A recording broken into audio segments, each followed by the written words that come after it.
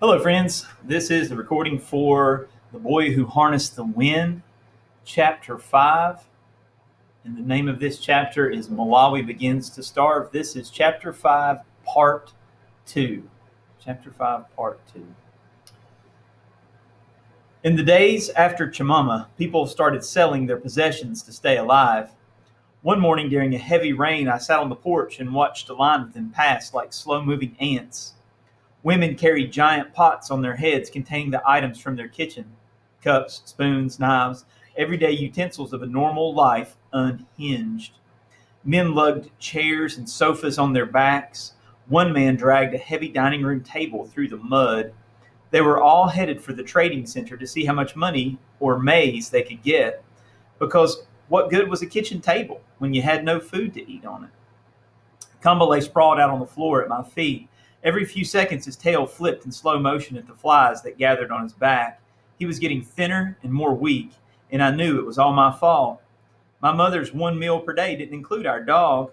The only way Kumba ate was if I shared my portion, and most days I was so hungry that I ate it all without thinking. Lately, in the middle of the night, his groans of hunger had roused me from my sleep, and I'd stayed awake, burning with guilt. It was difficult to even face him now. So once the rain let up that morning, I left him on the porch and followed the people to the trading center. He didn't try to follow. The hunger had transformed the town. Most of the shops, like Mr. Banda's, were now shuttered, and the market women had abandoned their stalls. The merchants now joined the multitude of starving people looking for food and selling their lives away. "Indiri, Indi, Malonda," a man called out. "I've got something to sell. How about this radio? It's yours for a giveaway price."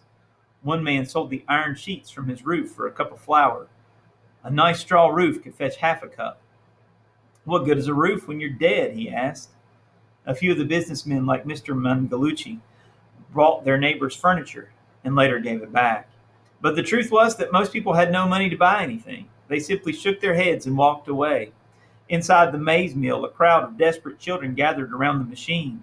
When the rare woman came to grind a pail of maize, they watched the flour cloud rise from the bucket with dancing eyes. As soon as the customer removed the pail from the spout, the children threw themselves onto the floor and wiped it clean. By mid-December, there was hardly any grain to mill anymore, and the building fell to silence. Then Christmas arrived. Normally, it was my favorite holiday. In better times, we put on our nicest clothes on Christmas Eve and watched the nativity play at church. Later that night, my sisters and I would catch swarms of the flying ants that arrived each rainy season, and then roast them in a flat pan with salt and eat them with enzima. Whereas grasshoppers have kind of a nutty flavor, roasted ants taste like chewy, dried onions, except more delicious. When eaten along with beans and pumpkin leaves, they are truly heavenly. Christmas morning breakfast was usually fresh sliced bread slathered with Blue Band margarine and a mug of steaming Kombe tea. A Blue Band sandwich washed down with milky, sugary tea is the greatest combination you can put inside your mouth. Like anyone, Malawians love meat on Christmas. Early in the afternoon, my father usually kills one of our biggest chickens and gives it to my mother to cook. But Christmas chicken is not served with enzima. As I mentioned before, it comes with rice. Ask any Malawian about Christmas dinner and they'll always mention rice. But on Christmas 2001, we had none of this stuff. First of all, our chickens had died from disease a few weeks earlier because we couldn't afford the medicine. All that remained was one lonely hen who became a kind of morose symbol of everything we'd lost. No one dared touch her. All the churches canceled their Christmas Eve nativity ceremonies because of the hunger, and that night my sisters and I felt so weak anyway that we didn't bother catching ants. When Christmas morning rolled around, there was no sliced bread or Blue Band, no tea, and I knew there wouldn't be any chicken and rice either. I felt so sad that I sat on the edge of my bed and didn't move. I heard the sounds of the radio coming through my door. The DJ was playing Silent Night, and it only made me angry. How dare they play that song, I thought. I grabbed my hoe and headed for the fields, anything to keep my mind off Christmas. Around noon, my mother did manage to serve us a holiday lunch, but it was just the usual blob of enzima.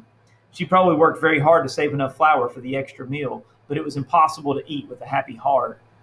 Afterward, I went to see Jeffrey, which made me feel even worse. I found him sitting on his bed, looking thin and tired. Ever since his mother had run out of food the previous month, Jeffrey had been one of the people on the road searching for Ganyu. He found work making ridges and pulling weeds, but it didn't provide enough food for his whole family, and often they went entire days without eating. Worse, he'd been neglecting his maize crop. Hey, man, I said, I haven't seen you in days. Your field's full of weeds. They're taking over. Too busy with Gonyu, he said. At first, I went looking for enough food for the month, then the week. Now it's all about tomorrow and today. I hadn't seen Gilbert in a while, so I walked over to his house. About 50 people were camped out in his yard. When I arrived, and the smoke from their fires covered the place in a dismal haze. Gilbert was standing in the doorway. Merry Christmas, eh? I said, being sarcastic. Not here, he answered. Well, surely Chief Wimbe has prepared some delicious chicken and rice. Gilbert shook his head in disappointment. These people have taken almost everything from us. It's only beans and encima today. My nose caught something terrible on the breeze. It made my lips curl. What is that? I asked. Oh, he said, pointing towards the campers. They're not even bothering with the latrine anymore. Now they're just defecating on our grass. Be careful where you walk. Yeah, for sure. With Jeffrey busy with Gonyu and Gilbert busy with hungry people, I decided to see if my cousin Charity was around. Charity was a few years older. His parents lived in another village while he worked the fields around Wimbe. He lived by himself in a kind of cool clubhouse where teenage boys gathered to discuss soccer, girls, and whatever else. I never really knew, since most of the time they kicked me out whenever one of them said, William, I think I hear your mother calling, I knew it was my signal to leave. This time, though, Charity seemed happy to see me. No one wants to be alone on the holidays. He invited me inside. There was a small fire with a small inside where a small fire was burning in a cooking pot. It's Christmas and I'm starving, he said. I haven't eaten a thing. Yeah, I said, I'm hungry too. The two of us began thinking of ways to get food. The mangoes were all eaten and gone, and the businessmen in the trading center wouldn't dare give us any flour. What about James? I said. Our friend James ran a kind of cañeña stand. I'm sorry for the pronunciation. Our friend James ran a kind of cañeña stand. Instead of selling fried goat meat, he boiled the brains and hooves, something called head cheese. Trust me, it's more delicious than it sounds. In fact, my mouth watered just thinking about it. Perhaps James will be generous on Christmas and let us have some, I said, feeling confident. Charity waved me off. Don't be stupid. Then his eyes brightened and he said, but he does throw away the skins. Can you eat that? I asked, twisting my face.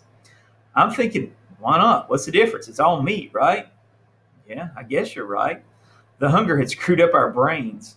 On the way to see James, we passed the other cañeña stands. A group of wealthy businessmen stood around eating fried meat and potatoes.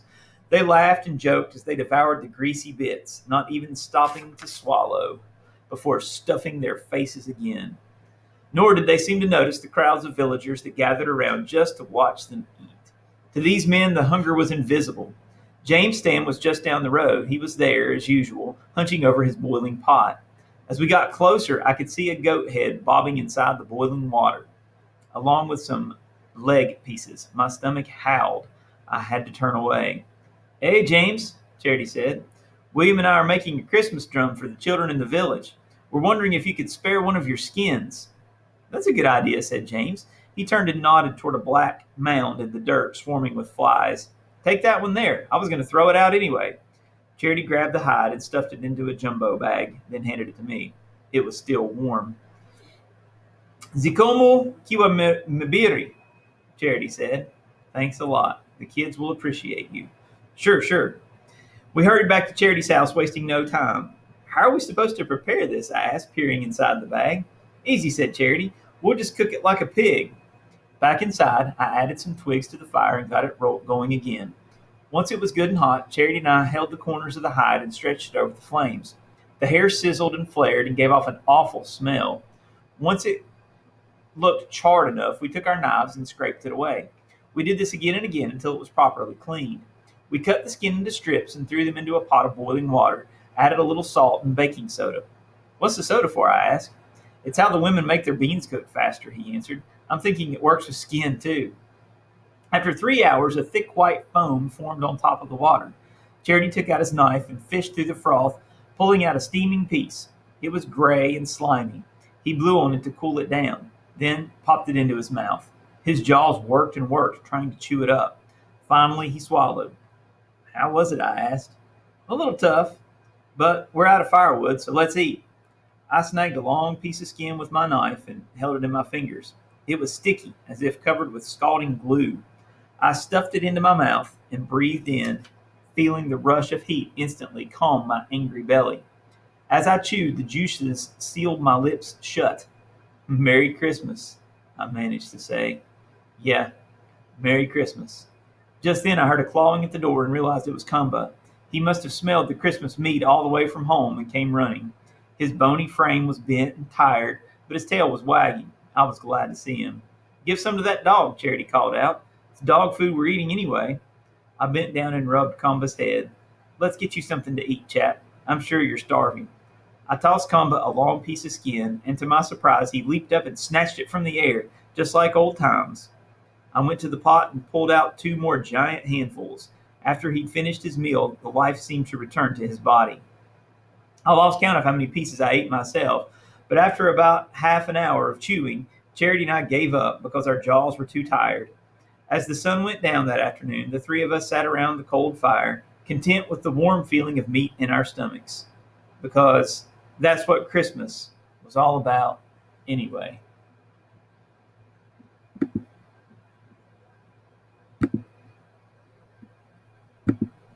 That's the end of chapter 5.